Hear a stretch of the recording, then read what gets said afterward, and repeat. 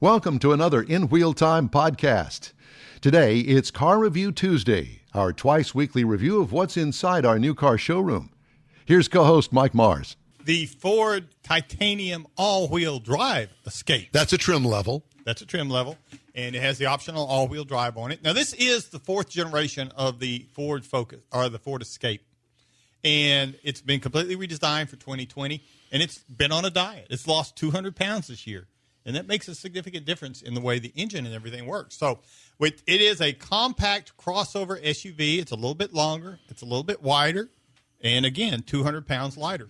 And so if you look at it, the front end's been completely redesigned. The front fascia, it's got a little more Euro sport-looking profile to it. Got LED lighting all the way around. Got active grille shutters up front. Got a roof rack, and I'm not really sure why a lot of vehicles still carry the roof racks on the side panels on them. Because it looks good. Styling. That's got to be what it is. And it also surrounded the panoramic Vista roof option that we had.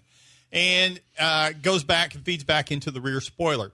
We were also rolling on the 19-inch aluminum wheels that were optional for this particular vehicle. Now, if you get into the inside of it, there's a lot more, to me, changes there. We had the leather seating with the titanium level, of course. So we had the power front seats, and the rear seat is a split folding. It folds down, but it also has a slide adjustments to it, so you can move it forward and backward to kind of make the leg room a little bit better. Had the heads-up display also I thought was really nice to have in the compact crossover category. Got an 8-inch touchscreen up front. It's where you're going to find your nav, all your audio controls, and this is where the Sync 3 is. So this is how you're going to really run all your convenience controls. Center console is where you're going to have the rotary shifter. I've grown to like the rotary shifter, and I think everybody ought to do it personally. I totally agree, because it takes up less dash room. It's not on the stalk up here. And as long as it's on the dash, I like it. When they mount it on the center console, I really don't. You know, it's okay on the center console for me. Yeah, I liked it there. But I don't like are the push buttons on the center console. Well, like in this particular vehicle, so it does have some different drive modes and stuff, so there were some push buttons there by it. Well, I have a bad habit. If I'm looking at something, I'll reach down there because I know where that shifter is, and I'll grab it, and you can shift it. I can do it without looking. But sometimes if you got a button that's a little too close, Mars, you start hitting buttons. Mars, that's not what you want to do.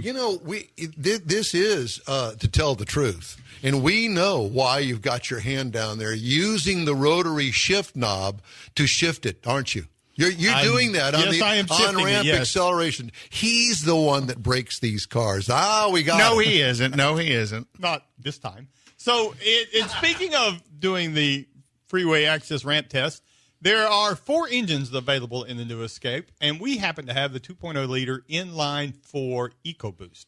Now, this is kind of the little hot rod, 250 horsepower, 280 pound-feet of torque, backed by that 8-speed automatic with the rotary That is shifter. a hot rod motor. I love that motor. And you take 200 pounds off of the car, and it just, because it's the same engine, but it's much, much peppier than what it was last year, if you will. And there are 5 drive modes in it, and they've got a retuned suspension. So you package it all together, and it's a much different driving vehicle. And part of that is also the fact that because of the way the new suspension is mounted and attached to the frame, they've got some new mounts and stuff on it, so it's a lot smoother riding. You don't feel so much of the road whenever you're doing it, but still it's all very tight and it sits really tight on the road.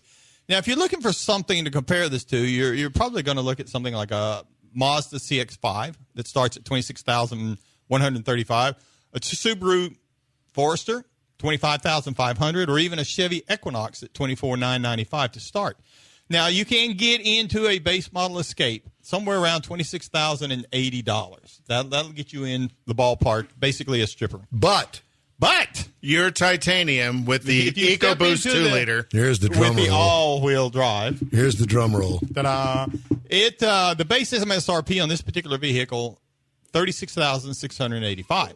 Now, the MSRP as tested, which Here we go. includes the destination delivery charges, $39,775. Well, I thought you were going to go over 40, and then I would have it. Okay. That's with destination. It's stuck under 40. I was impressed. But that doesn't include incentives, and incentives are pretty heavy right now. Particularly right now. But that's basically the MSRP, and there's a lot of value. They build, as they develop these cars even more, they're putting more and more value into that level, the compacts. Well, I'll tell you, when I drove it, I don't know, what was it, about 8 weeks ago or so, I really liked it. Yeah. And I could not say that about the prior generations of the Escape. No. This one here is really... They really stepped up the game. Yeah, the prior generations were a little more utilitarian, where this one is much more sedanish in its ride quality. Yep, that's exactly what I was going to say. It rides like a car. And they have to be, because that compact category is a super competitive segment. I mean, there is just so many vehicles out there to choose from. And it looks good. And all the manufacturers are dropping sedans, so the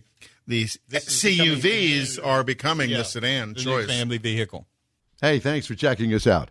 In Wheel Time is streamed on Facebook and YouTube and is broadcast every Saturday in Houston on ESPN 97.5 FM.